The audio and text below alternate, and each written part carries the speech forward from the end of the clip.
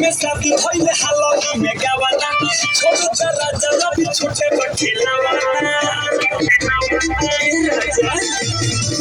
में शादी भइले हालगी में गावाना छोट राजा रवि छोटे बखेलावाना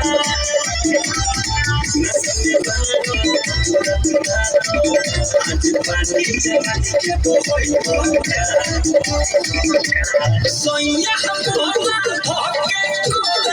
घोड़ा पर चढ़ई के रात में चांद का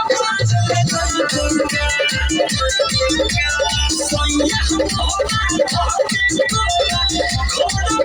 चढ़ई के रात में चांद का